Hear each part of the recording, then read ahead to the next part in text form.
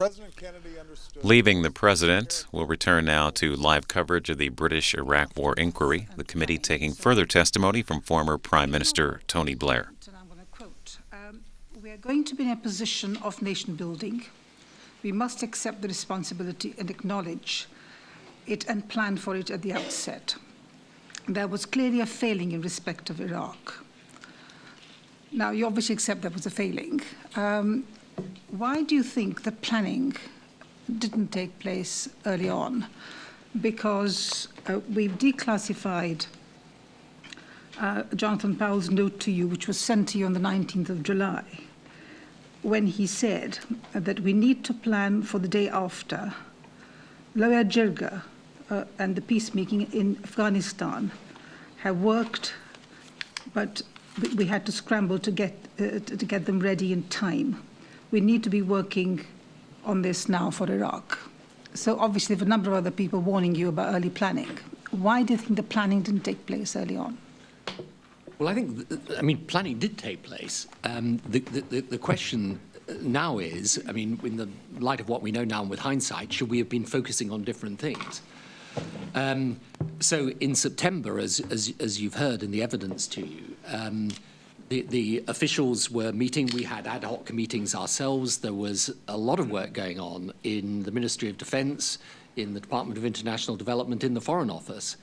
The trouble was we were planning, A, on an assumption that Iraq had a functioning bureaucracy and civil service, which in the end it didn't, and B, our focus really was on humanitarian, environmental, and of course the possibility of the use of chemical, biological weapons and so on.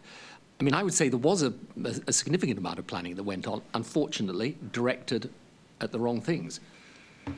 But I think the humanitarian planning only covered the immediate consequences of the invasion.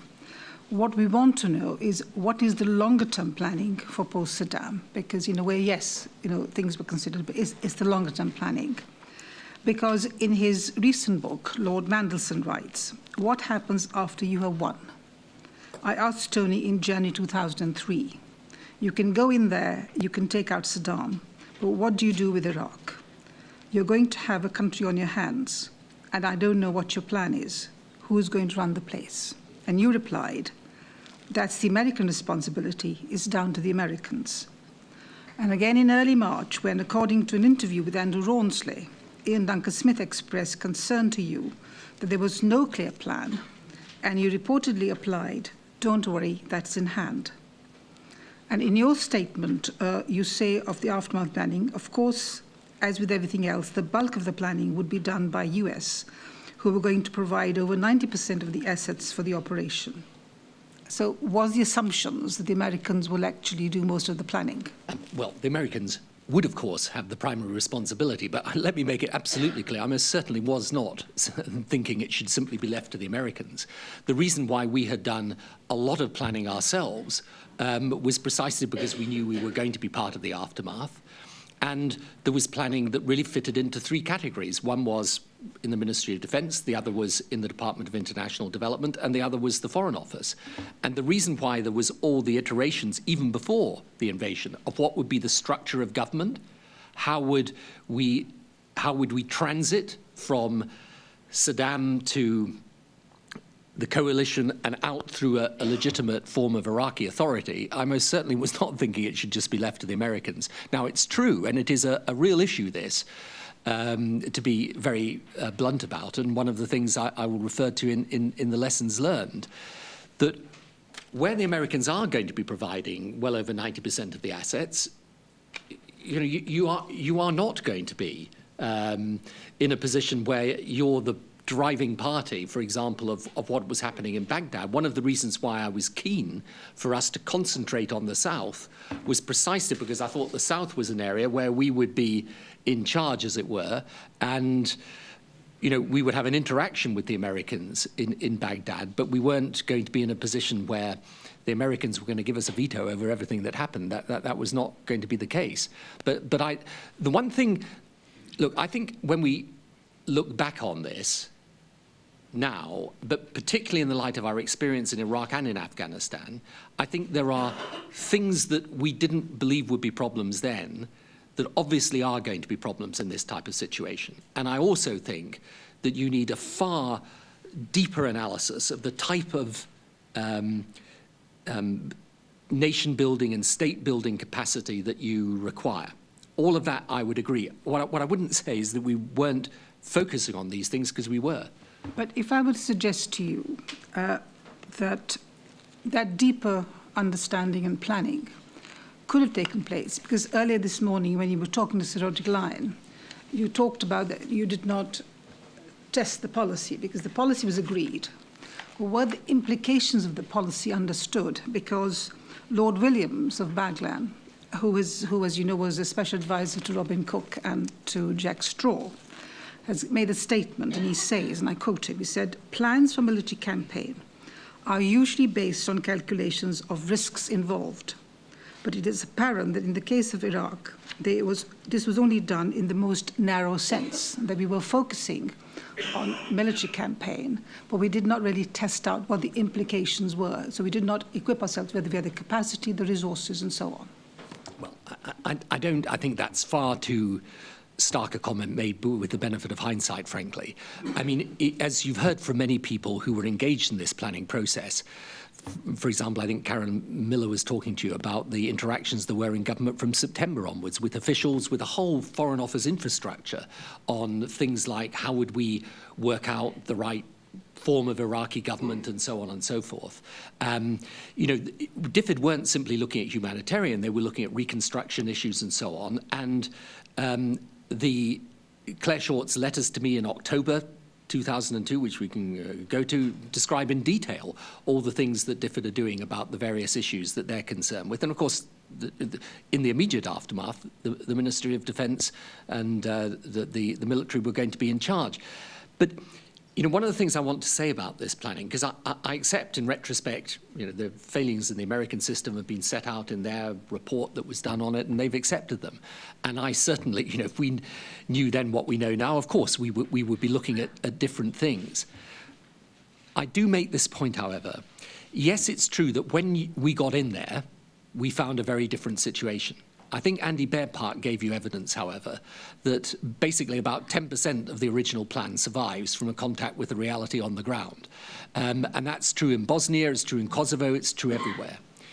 These problems that we had were resolvable very fast.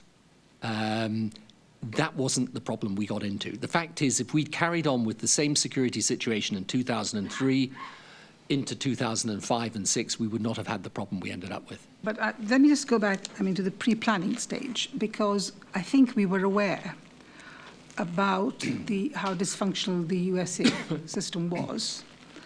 Conversation was taking place. Do you think that we had sufficient visibility of the Americans, what they were doing? Were we making enough effort to influence them? Were you yourself taking interest in this area? Yes, I was. I was raising this with President Bush. Look, there was an issue, which you know, because you had evidence about it, which is this switch from the State Department in, I think, January 2003 to the Department of Defense. And that's one of the things the Americans themselves have gone back over. The only thing I said, for interest, I didn't see this at the time, I went back and I looked at the State Department plans, which were very detailed. When would that be? That would be, well, I've only looked at them, I've only seen them as it were now, but they were published, or they were brought into being, these plans, I think, around about January 2003. The thing that I would emphasize, though, is when you read their plans, they were on the same assumption as us, which is, look, there is a functioning infrastructure of government, and your basic problem, yes, you may get security issues and so on and so forth, but your basic problem will be humanitarian. And those State Department plans are very detailed and very good. They don't address the problem we ended up with. But would it be true to say that there was so much concentration on the second resolution, on the diplomatic course, and on military campaign plan itself, that attention wasn't paid to a clear strategy for the aftermath? No, again, I think, look, you're absolutely right in saying there was a huge amount of I was absorbed enormously by the politics, and I would accept that. However, I think at virtually every meeting you got a minute of, I continually say the aftermath is vital. Indeed, sometimes I think I even say the aftermath is the issue. And insofar as we were getting information in about what we thought would happen, you know, we were trying to draw this in from all sorts of sources, including Iraqis who had recently left the country and so on. And when I look at what actually happened after March 2003, and by the way, I don't minimize the problems, because when I went to Iraq at the end of May 2003, I came back in a high state of anxiety. But none of these issues were insurmountable. They were surmountable. Now, if we were to plan something like this again, would we do it differently? Yes, of course we would. Of course we would, not just in the light of the knowledge that we have now about the security problem, but also I think there are far better government mechanisms like the stabilization unit that we set up in 2004. Yes, I think all of that is very sensible.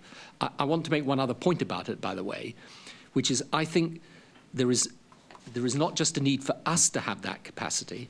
I think it is a vital thing for the EU, possibly for NATO, and for the UN to have that capacity as well. And I'm not sure from my experience since leaving office that capacity is there in the way it needs to be. But I mean, I really want to concentrate in terms of our planning pre the invasion, but you would accept that we could have done better than we did. I do accept that, yes, and I've made it clear all the way through that, I mean, I don't believe it would have resolved, any changes we made would have resolved our basic problems, since I think the problem was far more fundamental than anything to do with bureaucracy or right structures of government and so on. But yes, of course, if we were sitting down today now, if we're in a situation of nation building again, I think there are changes in our approach that certainly should be done. I mean, I've got thoughts on those which I can give you later. I mean, I think there isn't, the single most important thing, though, I would say about the planning is the real issue is what you focus on, less than the structure. In other words, you could say that we should have had one minister focusing on the pre-planning. But I would kind of debate that, actually, but you may conclude that. But I don't think that was the core of the problem. The core of the problem was the focus of what that planning was. Well, it seems to me that the focus of the problem was the assumptions we made, and we did actually try to work closely with the Americans, but we'll move on. I want to look at the question now. I think we did try. It wasn't always very easy. I want to move on to the question of resourcing the occupation. Your statement implies that you were not aware that there are serious concerns about resourcing issues. Yet on 5th of March, in advance of a ministerial discussion on the 6th, the Iraq Planning Unit advised ministers, including yourself, that a UK division's likely area might contain up to 20% of the Iraqi population, and somewhere between $400 million and $2.4 billion might be needed in the first year. This is well beyond the financial and implementing capacity of DFID and MOD. And there is a risk that UK could end up becoming responsible for a large and expensive commitment, potentially in the medium term. If we become responsible for funding, staffing, as well as implementing reconstruction in the British sector, the burden would be onerous. We judge this would be very likely to be beyond the resources of the UK alone. Now, in the face of this advice, did you seek to limit the UK's liability in Iraq? No, I didn't. Because, why? Because I was absolutely sure, one, that if we required more resources, we'd provide them. I mean, I've gone back through these papers, and I cannot recall a time when someone said to me, we need this resource in order to make sure that the Iraqi effort succeeds, and I was saying no. And Gordon Brown made it very clear throughout in the meetings we had, and I believe, to be fair, that he honoured this commitment, that we would provide the resources necessary. However, what I did do as a result of that, so it wouldn't make me reduce our commitment at all, what I did do, though, is, and this was part of the discussion we had with the Americans as well, we obviously had to get international support for this as well. So we then put in train a whole thing of debt relief, I think, for the Iraqis, and then we had there was an international pledging conference. We were raising money for them. But money wasn't the problem. It really wasn't the problem. I mean, one of the things that I'm somewhat frustrated by when I reread the evidence, and I think there's, again, possibly a lesson here, is that obviously further down the chain, there were people saying to you, look, we've got resources issues here and problems that we have. I was saying to the people we sent out to Basra, if you've got a problem, tell me. I want to know. Now, I think there was a time in May or June 2003 when I had a vague recollection of Hilary Benn actually asking for more money, some $30 million or something. He got it. You know, if people wanted, this was so important for us that if it had been a resource problem, we would have paid the bill. But as you say in your statement, you do say that there was never any suggestion the UK troop levels might be inadequate to fulfill our obligation as an occupying power. Does this mean that you were actively told that there would be adequate troops, or rather no one told you that there would be a problem? Well, look, or did you seek advice on this point? Well, they were giving me advice, which was, this is what we think we can do. And my assumption is, if they're saying they think they can do it, then they can do it. Now, of course, we would have had discussions about that at the time. But in essence, we had both the troops and the resources to manage this if the security situation hadn't dramatically changed. And the difference between this and Bosnia or Kosovo is the heart of the problem. You know, look, I actually went back and looked at some of the papers in relation to Kosovo. People were making the same complaints there. When we went in, we found chaos and difficulty. There were all sorts of problems that arose. We couldn't get the people there fast enough. There were issues to do with the resources. They all got resolved. These ones would have been resolved in the end. If you, I mean, I know what Hilary Senator said to you in his evidence, but if you actually track his telegrams, there's anxiety and concern occasionally flagged up very strongly. But when he leaves in 2004, he's on balance optimistic, not pessimistic. You know, I think one of the most interesting pieces of evidence was given to you by General Dutton, I think it was, who said when he was asked to go out in 2005, he was asked to go out really on the basis this thing's moving in the right direction. Now, this is 2 years after we're in there. So any of the planning problems or the bureaucracy issues, we could have resolved those. The problem, and then General Dutton goes on to say, is mid-2005, because I think his term of duty straddled that period, suddenly it flips. And it flipped not because we weren't taking the right decisions back home, but because the enemy we ended up fighting, which was militia backed by Iran, were causing us the trouble. But the sense you get from some evidence is that you're very ambitious. I mean, for example, if you look at the question of policing, Sir Jeremy Greenstock said to us that you wanted it done quickly. And he said, try and do it by the end of 2003 if you can possibly can. And John and I looked at each other but decided we had better see whether we could do anything to help. But we realized it was an extremely ambitious request. So, I mean, there was pressure in terms of doing things quickly, and the ambitions was high.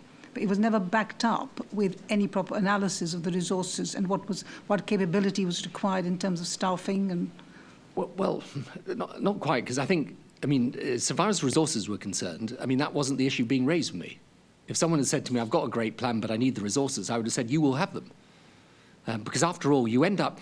The thing about the military and civilian is you're always looking for a situation where you're in the civilian phase, because the military phase is very expensive, right? These civilian sums of money that we're talking about from DFID, okay, they're large sums of money, but in government terms, hundreds of millions. When you're talking military, you're talking billions. So for us, if there'd been a resource issue around policing, that would have been easily resolved. Now, I saw that evidence from Jeremy. It's true, I was urgently trying to get this going. I think, again, and I've read the evidence that's been given to you by various of the police people we sent out there, I think actually civil policing and I can speak to this a bit in my responsibility now out in Palestine, civil policing is a vital part of the picture. I think far more so than we realized at the time.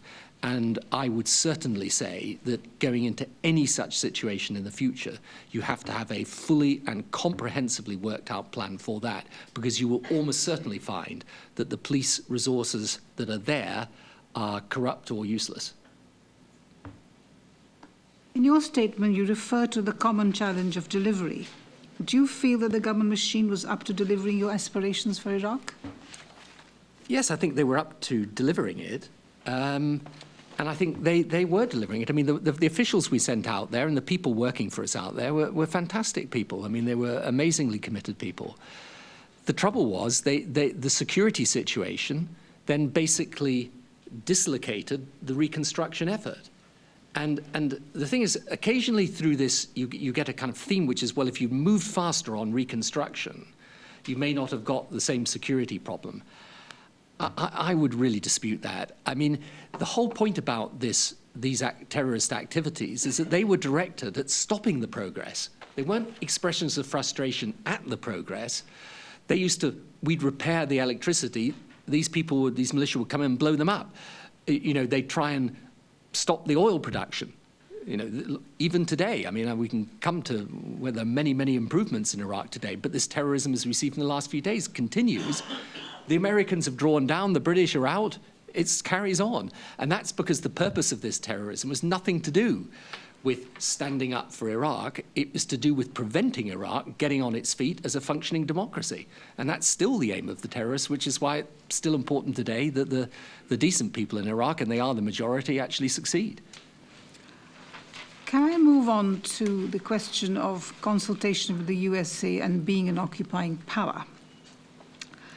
Now, in your statement to say, it is correct that we sought a formal memorandum of understanding with the USA about ORA.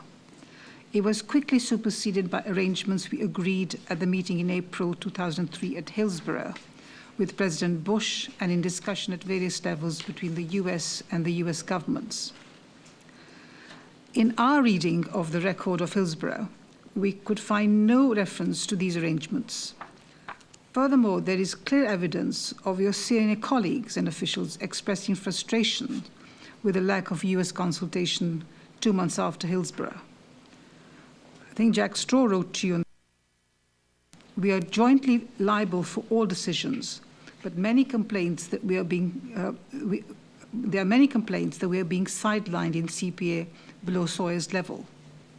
If all this had been resolved at Hillsborough, why did these concerns still persist? Well, I don't think they were all resolved at Hillsborough. I mean, in the end, the thing about Hillsborough is we were back into another UN situation. That was the focal point of my meeting with George Bush, plus the Middle East peace process. So the issue between the two of us there at Hillsborough was over the United Nations role. Because, again, America didn't want the UN in.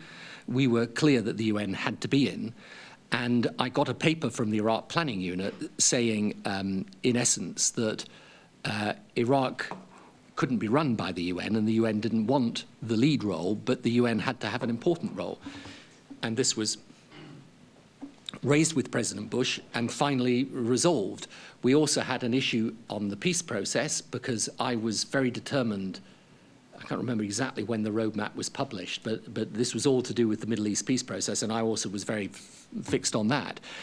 Now, on the consultation with the Americans, look, I think there were, and probably there always will be, you know, you're not going to get a situation in which everyone's happy with everyone and so on. But one of the reasons why I was sending people of the caliber of John Sawyers, who'd worked for me, Jeremy, who was our key guy at the UN, was I wanted a top-level person in there, making sure that as things transited to Bremer, to Ambassador Bremer, that we had the opportunity to make our views known. Now, sometimes that didn't work, and Jack's note is an expression of the frustration at that.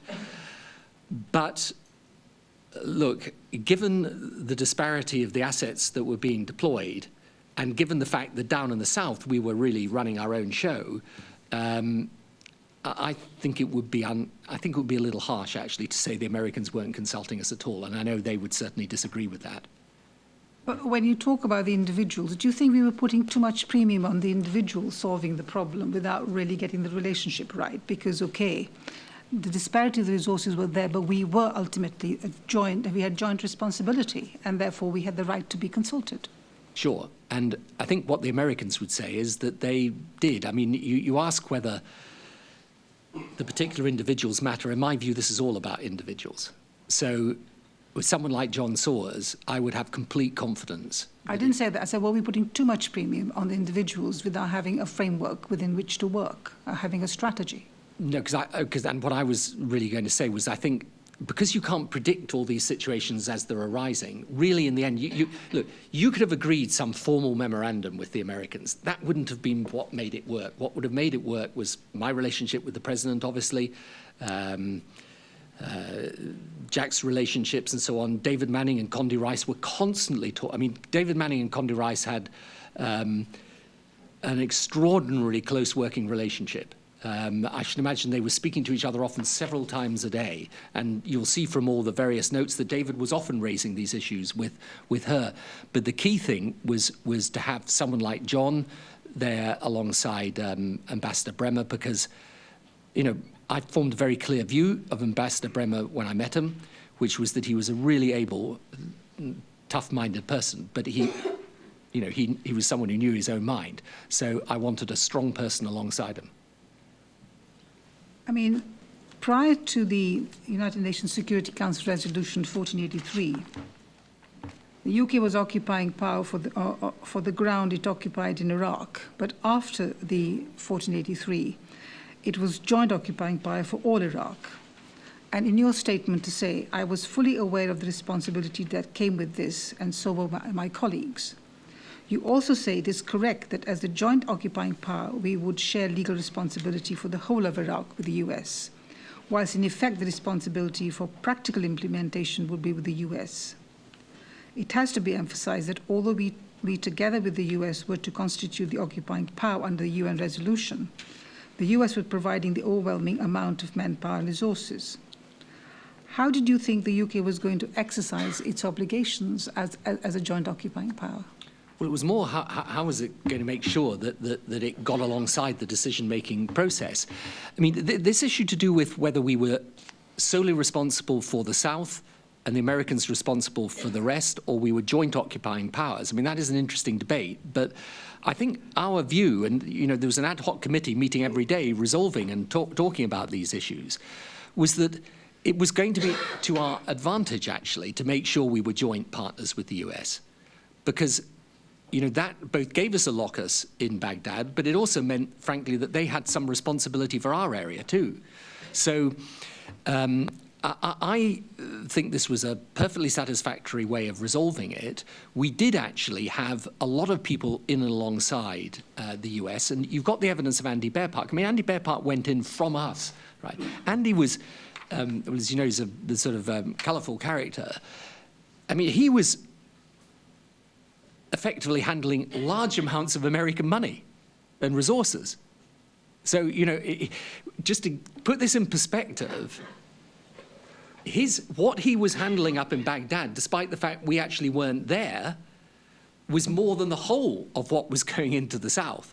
So, you know, when people say, well, the Americans were sort of not really treating us properly, I really don't think that's correct, you know. I think in any of these situations, you're going to get glitches, frictions, difficulties.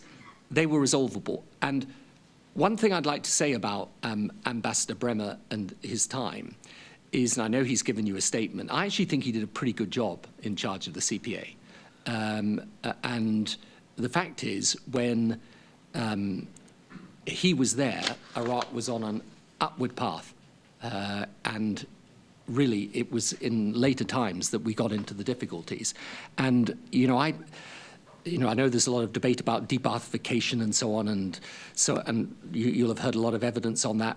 But he was someone who knew his own mind, but I have to say that I did not get the impression he was refusing to discuss with the British. On the contrary, we had Brits working alongside him in very senior positions. But I do want to come back to then. Why did Jack Straw write to you on the 7th of April when he said, colleagues also felt strongly the US must not be allowed to take UK support for granted.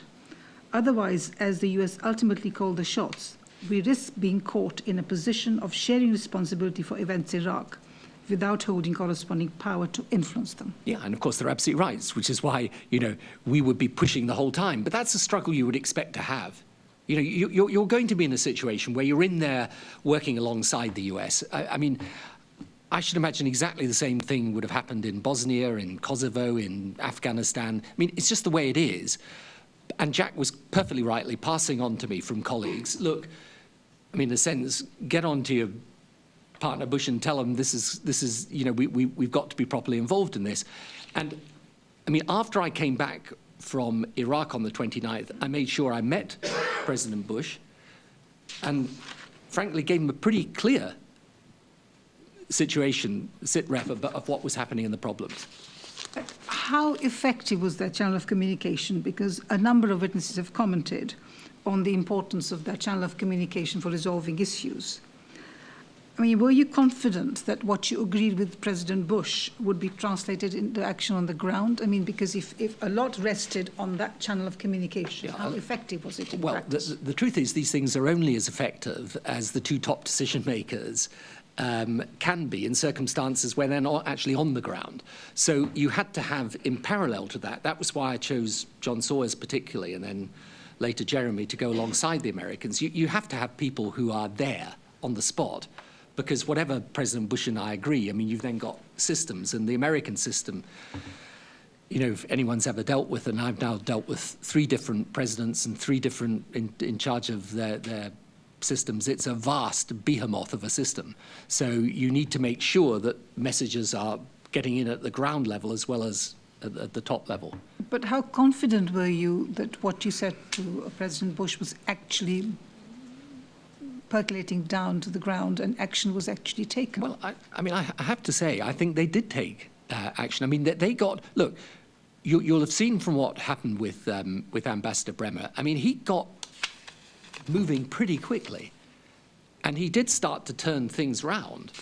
Now, you know, was it difficult in the first bit with the transition from OHA to the CPA? Yes, it was. And the Americans, in their own analysis of planning, have said this should be done completely differently now, and I think Jerry Bremer would say that to you as well. But, you know, I can't say there were things where I was ringing the alarm bell with President Bush and he wasn't doing anything. On the contrary, when I met him, I went through item by item the things that had to happen. And when I went to him, and again, his system was completely resistant to this, to get the UN into Iraq, they did come in. And it's very important to understand this, and I think it comes out from some of the evidence there. Our concept was very, very clear. I mean, the suggestions somewhere in the questions to me that somehow it wasn't, with different objectives moving from the different stages of this transition. It was absolutely clear. We wanted to go from coalition to a sort of provisional authority, Iraqi Governing Council, right. And the purpose was to put the UN in so that, in our view, the UN over time took over. That we know, but I just want to come back to how effective the channel of communication was, because you referred to Andy Bear Park, but he also told us that if you are in a Downing Street White House conversation, there's a limit to how many issues can be raised, and certainly a very distinct limit as to how many issues can be resolved. And that's true. I mean, I would accept that completely. But what I'm saying is when you got big issues, and right, the UN coming in was a big, big issue. Because if you get the UN in this situation, the great advantage is that it's got a whole set of infrastructures itself that deal with things like development, schooling. I mean, if you take the situation I'm involved in now, if you took the UN out of, for example, Gaza, there would be very little there, right? So the UN has this huge infrastructure of capacity. And our purpose was to bring the UN in an important role. Sergio Vieira de Mello was obviously critical to this and was an exceptional leader and person. Unfortunately, this is why, as I say, the issue is actually what happened to security, because what happened was they killed him and many of his staff in August 2003. And you know, one of the things that's important to recognize, since some people, I think Lord Williams suggests this, is without the UN authority, you don't have the necessary consent amongst the population. The truth is, those people we were fighting in Iraq, they didn't care about the UN. In fact, they wanted the UN out as much as us. So in the end, I think any of these questions, yes, it's true, you can't resolve everything in a telephone conversation between Prime Minister and President, but the big ticket items, I was absolutely on those with President Bush, and as far as I know, action was following from that. Okay. Can I now move on to, because you raised earlier the question of Iraq's bureaucratic capacity, because again in your memoirs you imply that you were depending on a functioning civil service, that the basic infrastructure of government was intact and capable. But given that Iraq had for decades been under the grip of brutal and corrupt tyrants, had been through mass insurrections and 2 debilitating wars, and as was widely reported, had been further debilitated by 12 years of sanctions, had its leadership removed by a 3rd war. So was it prudent to plan on the assumption of a functioning rather than a degraded state apparatus? Well, look, when you look back on this with hindsight, you can say, no. All I say to you is at the time, there was quite a lot of work on this. And what is interesting, I came across the other day when preparing for the inquiry, is a comment of Kofi Annan's that he made at a press conference in April 2003, where he referred to a functioning Iraqi civil service. And the Americans and ourselves were of the view that with this, in part because of the nature of the Saddam regime, there must be a pretty good functioning civil service there. We were obviously taking the advice as well from people who'd recently left Iraq. So, you know, one of the lessons of this undoubtedly is that in any situation where you are removing an oppressive and brutal regime, assume the worst. Assume that actually, as a result of that brutality and oppression, what you may have is a hard security apparatus, but actually not a governing bureaucracy with any integrity there. Now, again, by the way, I think that that was a resolvable problem. If we had gone into an essentially a security situation where we'd had internal elements and former Saddam regime people and so on, and a certain amount of looting, criminality, all of that, we could have managed that and we could have reformed the governing structures of Iraq fairly easily. Can I bring you back, though? I mean, you said that that was your information, but we've declassified a letter which was sent by Matthew Rycroft, and he wanted some information that you requested on the assessment of the state of the Iraqi civil service and bureaucracy. Can you recall whether you received that information and what was the assessment made? Yes, because what actually happened there, I think, is that if this is, I think, in early April 2003, what happened is that obviously when we were in there, after the conflict had begun, and now we're actually in Iraq, we were going to have real-time, real information, as it were. We weren't going to be relying on reports. We would have our own people on the ground. And, of course, what became very, very apparent very quickly was that the assumption that had been made about the state of the Iraqi bureaucracy was not correct. But, you know, there was a JIG assessment report, I think it was 19th of February, and again that stated that overall there's a risk of a wider breakdown on the as a regime's authority crumbles. So there was information, there were signs there, if you look very carefully, you know, that what the likely consequences are going to be. Yeah. Look, again, in hindsight, you can go back and you can pick out these things and say, well, we should have considered this more important. I actually think now, when I look back on it, the intelligence that al-Qaeda sent al-Zarqawi into Iraq in 2002, in May 2002, that should have triggered an assessment on our part that was rather different from the assessment we came to. But this is with the benefit of hindsight. If you take the overall impression of all the bits of information we had, I mean, this wasn't my conclusion. Andrew Turnbull's given you his evidence. The conclusion of the system, both ours and the Americans, and what I'm saying to you is, interestingly, the same conclusion was reached by the UN bureaucracy, was that this wouldn't be a collapsed government. You might have all sorts of different problems, but that wasn't going to be a problem. I just want to emphasize, however, that I think, again, that would have been a resolvable problem, but for the issue we got into. Thank you. Thank you. I'll turn now to Sir Martin Gilbert about what happened. I'd like to look briefly, Mr. Blair, into the insurgency story. We'll come on to the roles of Iran and AQ in a moment. As you've commented yourself, it merits a special section. But I want to ask you about your statement to us that what we found in Iraq was not what we'd anticipated. You told us no one identified what came to be the problem. We've published the declassified records of your meeting with the Chiefs of Staff on the 15th of January 2003. That is more than 2 months before the beginning of the conflict. And this highlights the risk of serious violence in the event of a rapid collapse of Saddam's regime. 2 particular striking phrases. It speaks of internecine fighting between the Shia and Sunni populations, and of ethnic groups that irretrievably fractured the country. Mm-hmm. Can you tell us what you did to ensure that these risks would be addressed? Yeah, there was a real worry about the Shia-Sunni issue. And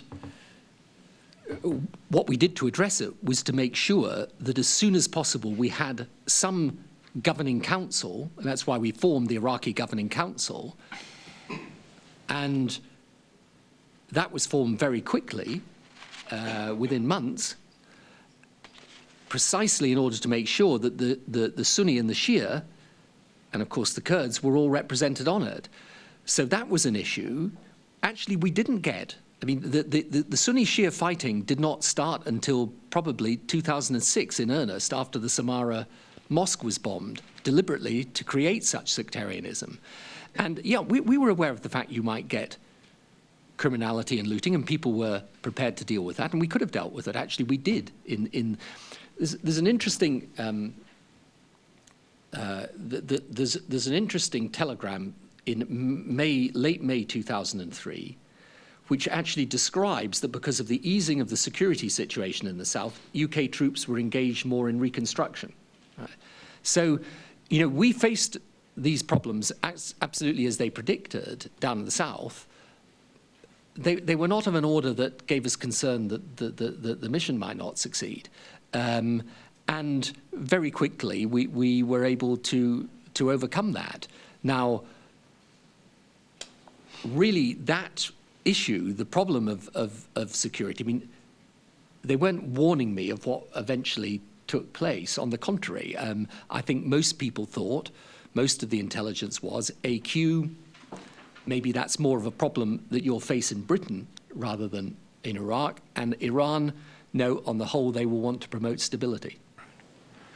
You say in your book that Iraq, we're looking now forward, I suppose, to 2005, 2006, was not Vietnam, which was a battle fought against a genuine insurgency. And you've argued that without the intervention of al-Qaeda in Iran, the situation would have been manageable. That's your phrase. But was there not a genuine insurgency in Iraq? Indeed, were there not several insurgencies happening in parallel? Well, I'm not meaning to suggest there weren't former regime elements, disaffected Sunnis that were operating here, and that's why, in the end, the so-called awakening policy and the Sons of Iraq policy was so important. So I'm not suggesting that there wasn't an internal problem. What I am suggesting, however, is that what gave it a completely different complexion was AQ on one side and Iran on the other. And let me explain that. The thing about AQ and its bombing campaigns were that they were the kind of spectaculars. I mean, again, to go back to the evidence you've got about 2003, what were the two critical elements? The two critical elements were the bombing of the UN headquarters, in which so many people tragically died, which was a massive moment, really. And then later, the bombing of, I think it was the Al Rashid Hotel in October. It was Al-Qaeda that were really focusing on killing the people who were trying to get the country on its feet. And, you know, I'm not saying that without Al-Qaeda there wouldn't have been a problem, but, I mean, thousands died. I mean, they're still doing it now. I think we'd like to pursue this Al-Qaeda point, if I may, but this is really one for Roderick Lyon. Rod? Yes, I mean, I just wonder if I can run through 2 or 3 points quite quickly, because I think time is running along. On Al-Qaeda, which you devote a section of your statement to Al-Qaeda and Iran, you've pointed out that you've argued that the JIC should have made rather more of the fact that Zarqawi was in northern Iraq. I wonder if this whole area is one in which, on reflection, you feel that the advice given to you, the analysis that was made, obviously not in the Prime Minister's office, but by experts of different kinds, was wrong and should have been better. To be fair to the JIC, they did make a clear judgment before the invasion, 10th of February, that the threat from Al-Qaeda will increase at the onset of any military action against Iraq. Attacks on Western interests are likely.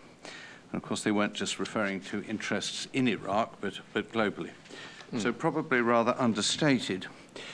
But given that we had by this stage been engaged with the United States for 2 years in a global war on terror, as President Bush called it, and that we were about to invade and occupy an Islamic country with a substantial Sunni population, shouldn't the experts have anticipated, I mean, I'm wary of hindsight, but wasn't it actually rather obvious that Al-Qaeda would seek to exploit such a situation against us?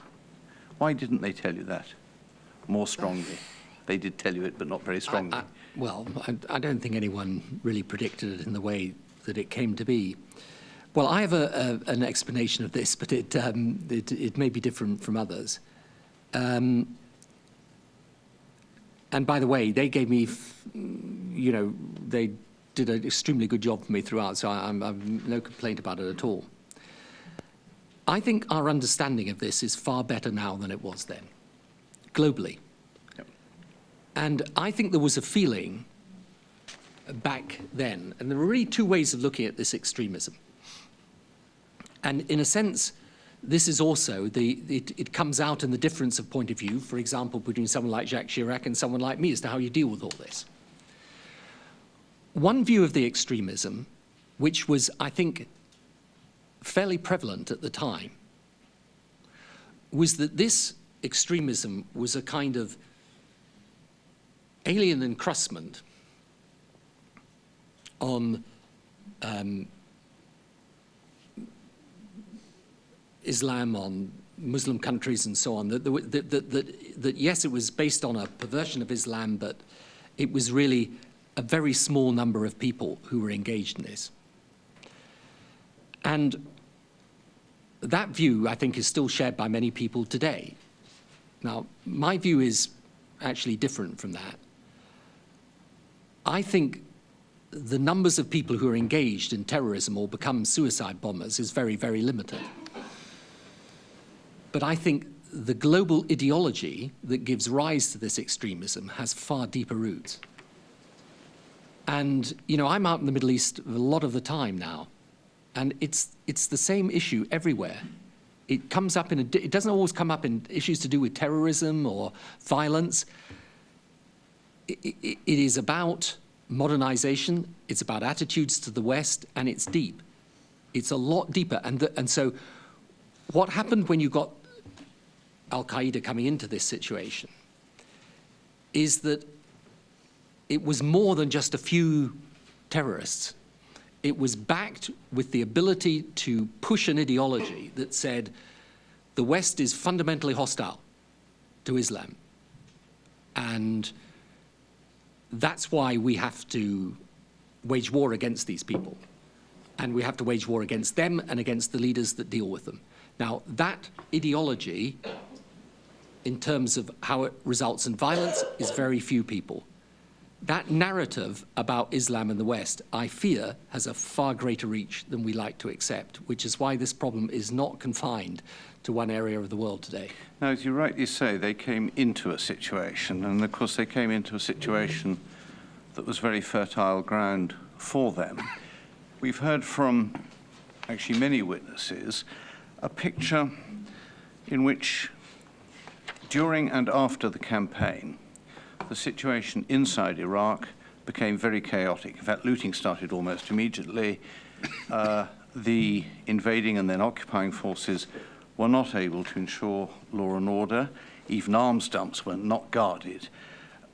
We had, of course, dismantled the regime, self-evidently, but we had, in the course of doing that, we went on to dismantle much of the public service through de-Baathification. We disbanded the army. Much of it had melted away, but we could have brought quite a lot of it back. We didn't.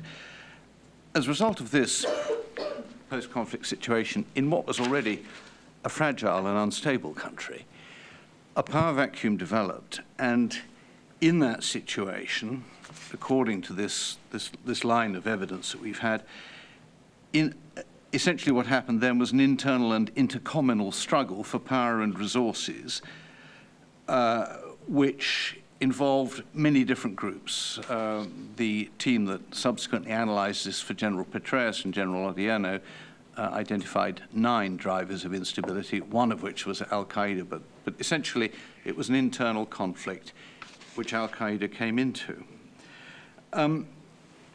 And what I suppose concerns us is whether, given what was known at the time, as you rightly say, we know more about it now, this should not have been factored in more into the planning and preparations so that enough resources were there on the ground. They'd have been predominantly American, but British too, to prevent that power vacuum developing in this very chaotic early situation. That was where our preparations went wrong. I think there's something in that, but I think you can make far too much of it. Yes, of course. I mean, again, the Americans have accepted they probably should have had more and different troops, even, for the aftermath.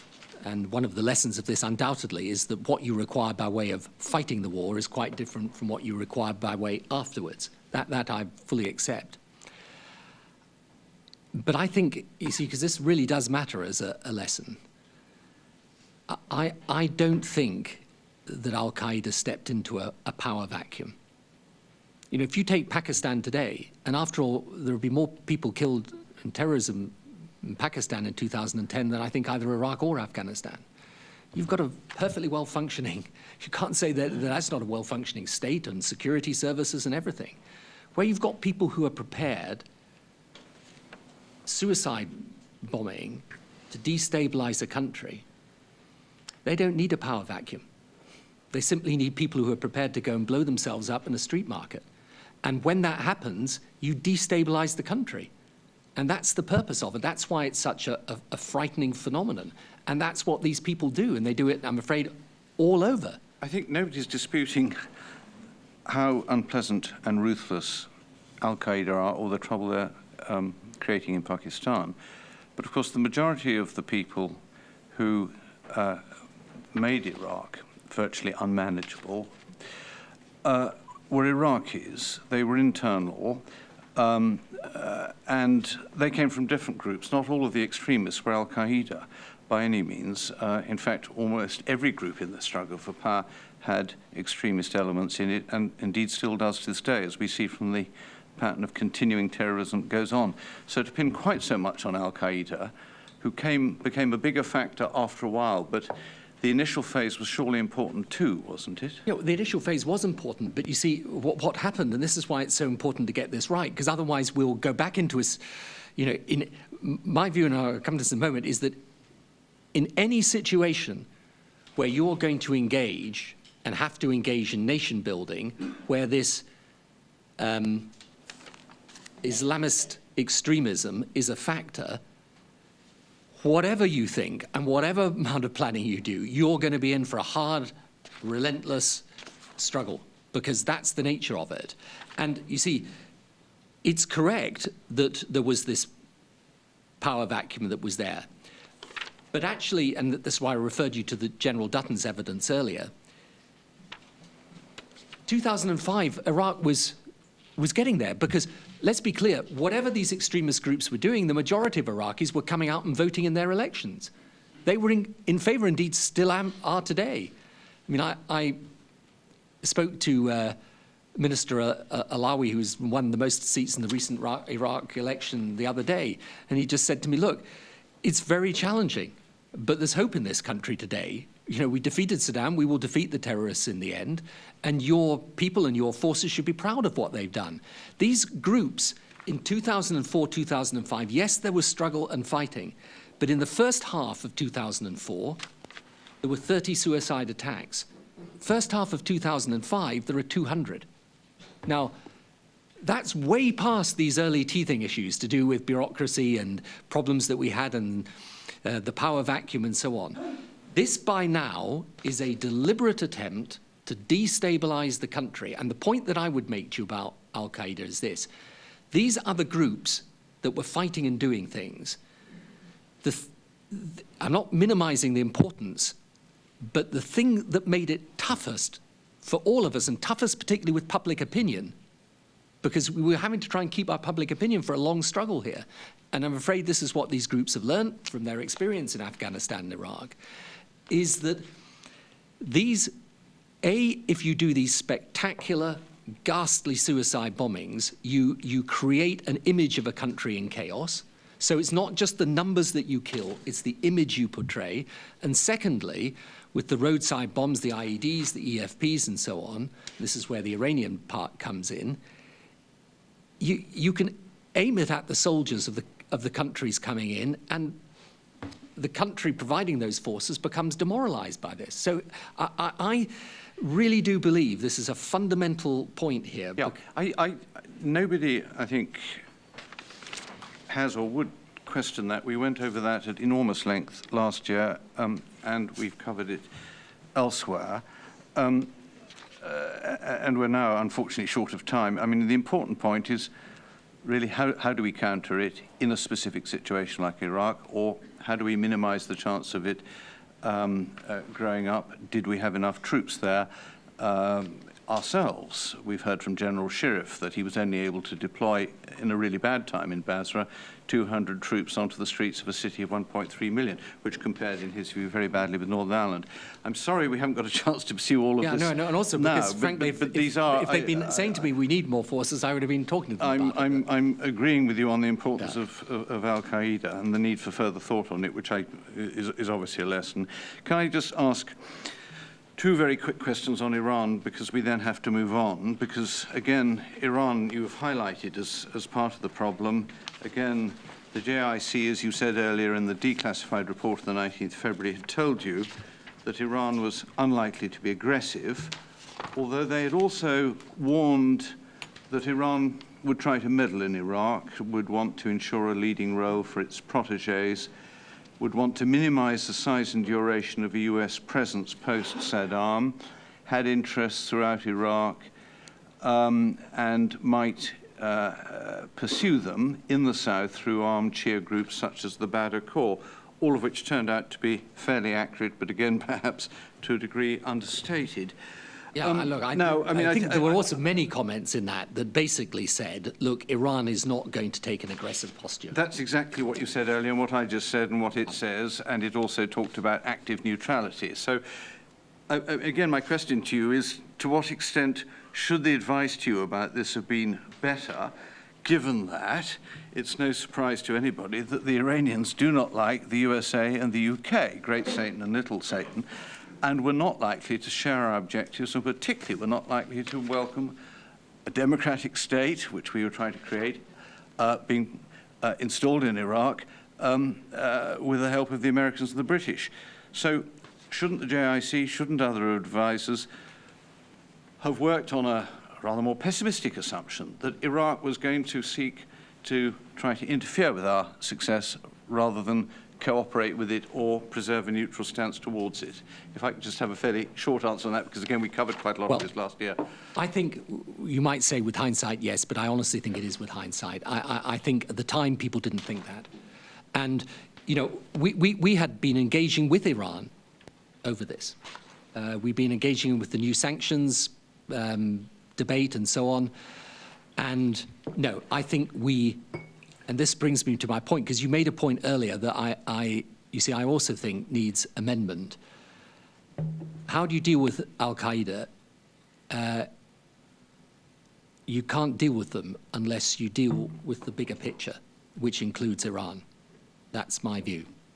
Because I don't think I think Iran took a strategic decision and has now gone down a path of where it believes that it is an existential threat to the maintenance of this theocracy to have progress and modernization happening in that region. Well, that neatly brings me to my positively final question, which is that one of the drivers of the decision to deal with Saddam and Iraq, as we've heard from, again, numerous witnesses, was the hope that this would send a very powerful signal to nations like, well, particularly Iran and North Korea, that were trying to develop nuclear weapons. Of course, contacts with Libya were already underway, and as you, I think we discussed last year, led to a success in the autumn of 2003.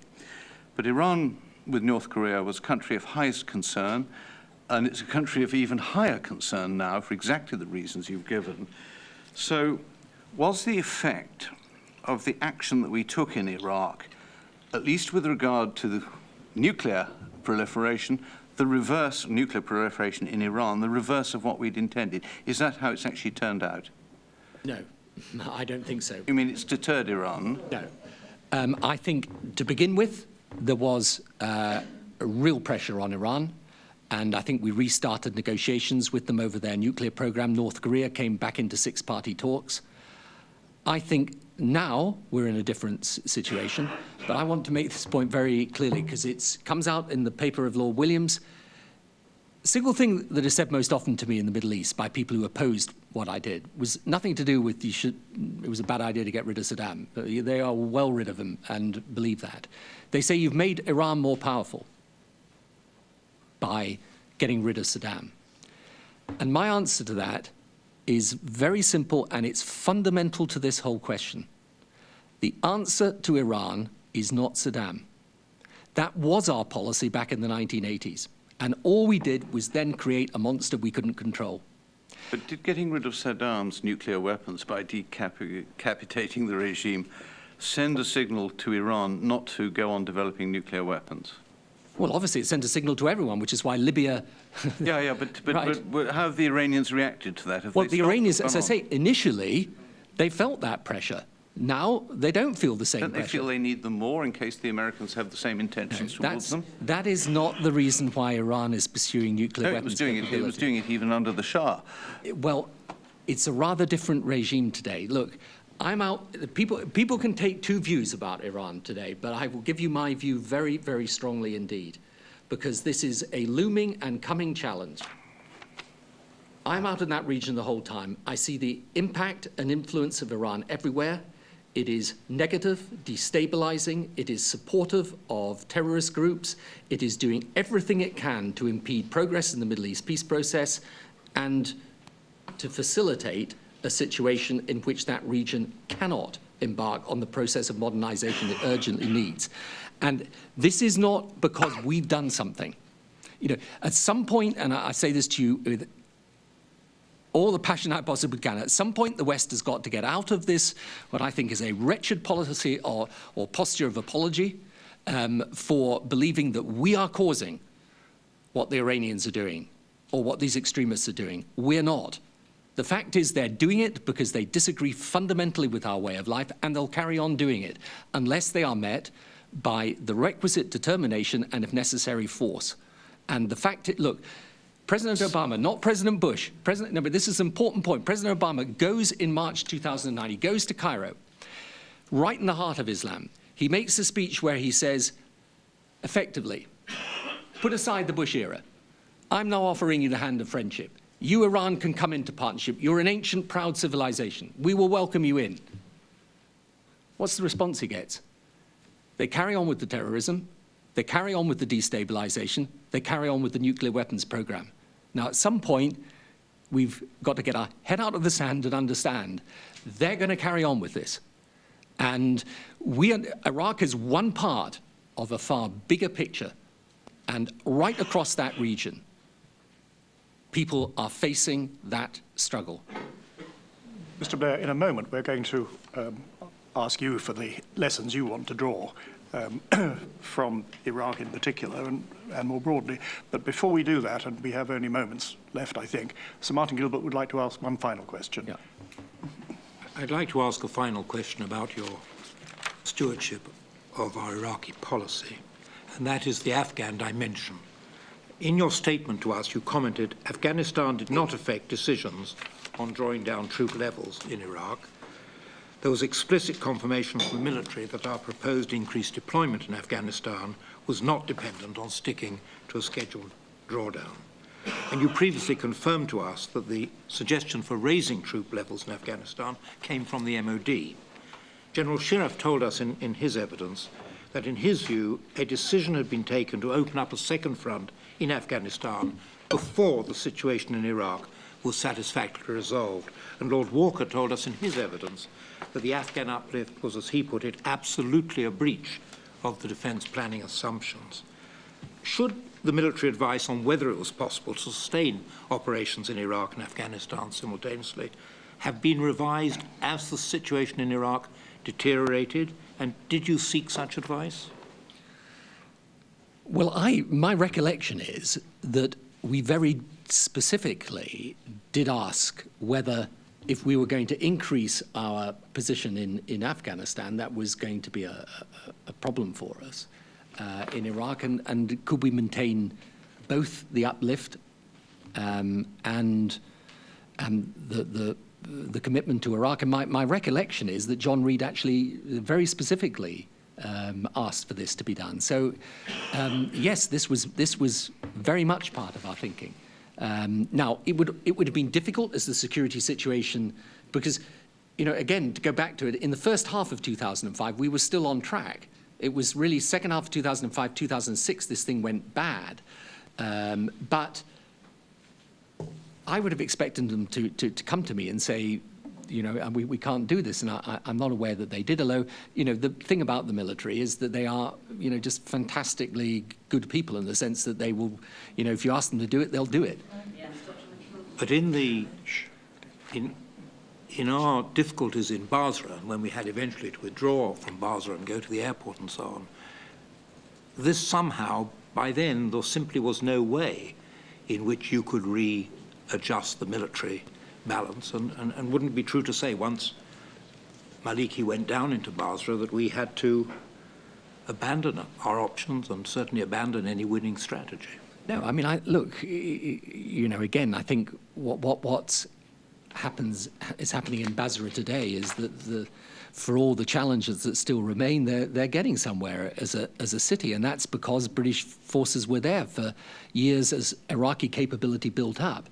But where Basra was very different from Baghdad was that in Baghdad the problem were the attacks on the civilians, right? In Basra the attacks were on us, right? So it was, I think, the view of the military, and this is where I think General Dannett at some point in 2006 actually says, you know, we're in danger of becoming the problem here.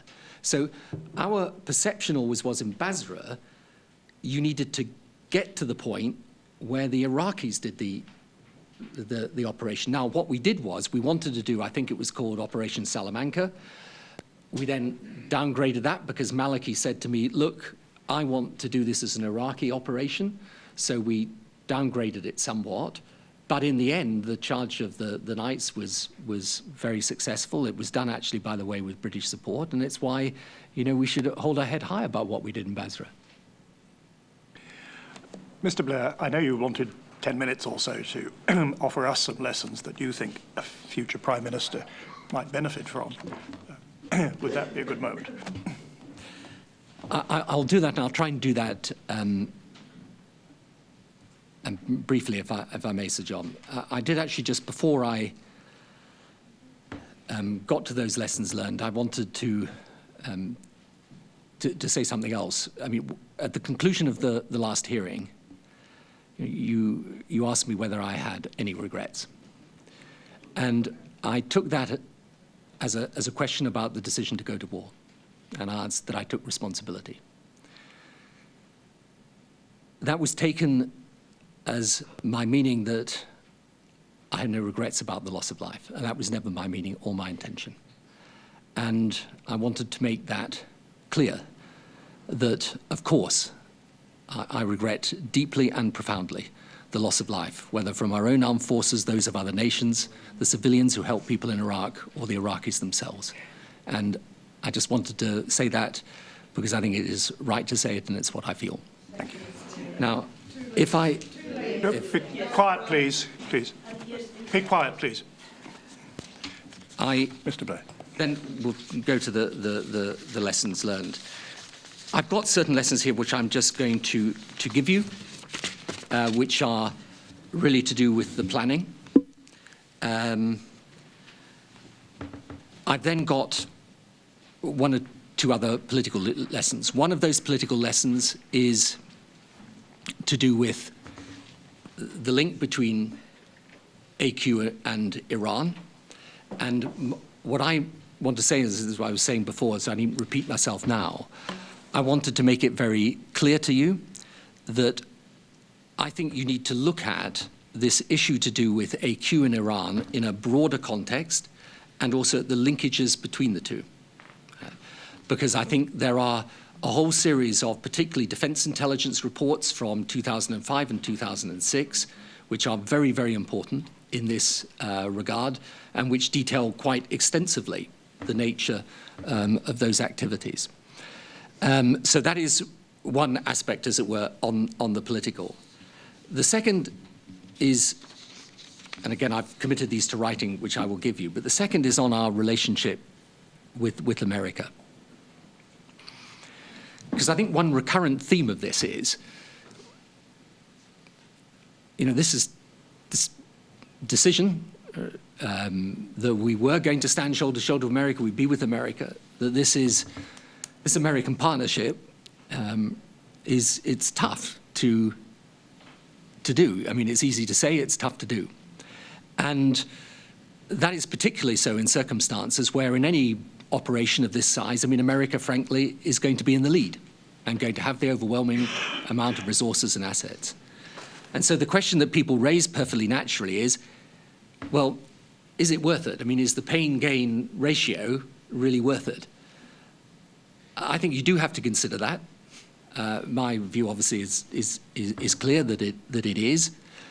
I think when I look back to Kosovo, I don't think we could possibly have done that without American intervention.